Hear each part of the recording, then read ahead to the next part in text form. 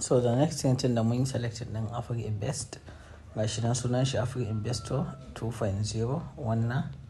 So Afri Investor 2.0 shi ne sa application din. So bayan mun yi clicking din kan shi mun shiga. So gashi nan yana yawanci dama shi in ka shige shi sai ya sa wannan check for upload din nan. So gashi nan idan ya buɗe haka, gashi nan akwai sign up tun da kaga in ka yi dama baka taɓa register da shi ba, dole zaka danna kan sign up ko dai na saman nan ko kuma can ƙasa gashi nan dai kowanne na sama can gashi nan hannun dama wannan idan danna kai ko dai shi ko kuma na can ƙasa gashi nan kowanne dai in ka danna zai kai wajen sign up. So a nan kun ga in ka danna gashi nan zai kawo ka. In ya kawo ka nan wajen za ka rubuta email ɗinka kaza. Za ka rubuta email ɗinka misali. In ka rubuta email ɗinka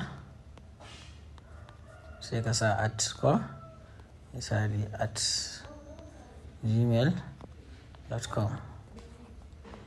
Sannan nan wajen wannan phone number, wajen number waya, ka tabbatar ka sa number wayanka daidai. Kuma kai ka manta number waya banda 0 farko tunda already sun riga da su saka +234 a da. Za ka iya sa number wani ƙasa amma dai sun samu inda dama kala wanda abu wanda kai register shi ta number wayar Najeriya saboda tsaro. Saboda akwai wani lokaci number wayan wasu ƙasa suna bada matsala. The best thing ne ka yi amfani da number Najeriya. The best thing kenan. In kuma dai baka da shi za ka yi amfani da wata ƙasa amma dai na Najeriya is the best. So number ka banda 0 farkon nan misali 704555668. Kun ga ban sa 0 farko ba ai. Kun gane?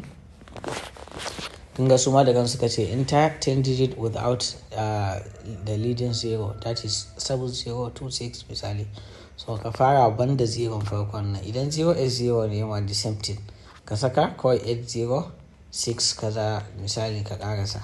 Sannan haka idan ma 081 ne sai ka fara daga 81 kaza yanda number of yake misali. So haka dai banda saka number farkon. Sannan sai ka zo ka nan wajen misali kai choose date of birth ɗinka. Na farko wata ne, na farko kwanan da aka haife ka, na biyu kuma watan da aka haife ka, na uku kuma shekaran. So dole ka sassaka su. Sannan na ƙarshe kuma shine abin da ya shafi password. So dole ne ka saka password. In ka tashi at least must have 8 characters, uppercase letter, has a number and has a symbol. Abin da yake nufi password ɗinka dole ne ya zama na ɗaya ya kai nambobi guda 8, wato koma me za ka saka ya kai guda 8. Kuka da saka 8 misali na sa kun ga 8 at least 8 character ko nambobi abu guda 8 has a number saboda dukansu nambobi ne shi yasa kuka kalla na number ma yayi ticking. Sannan has an uppercase abin da yake nufi a samu wani letter da cikin ABCD guda ɗaya kuma capital in wato babba. Kowane number zai iya zama ABCD zai iya zama amma a saka shi in cap babba kenan a capital letter ba a small letter ba. Sai ka danna kan indicator nan na kun ga sun koma babba ai sai ka danna wani misali K. Kun ga da saka shi a babba a in kun lura ya koma blue nan wajen shi ma ya ticking. Sannan has a symbol. In an ce symbol ana nufin wani alama. Alamun nan suna da yawa. Wayannan na ƙasan nan layin ƙasan nan duka su alamu ne. Gasu nan su dot nan duka alama ne. Su question mark su at din nan su wannan h din nan and duka wayannan su slash din nan duka su symbols ne, su alamu ne. So su dollar euro sign din nan duka haka ne. So kowane guda ɗaya su question mark duka in ka ɗauki ɗaya ka saka dai. In na saka wannan kun ga ya cikin ya zama blue. In na goge shi in na sa wannan shi ma ya zama blue.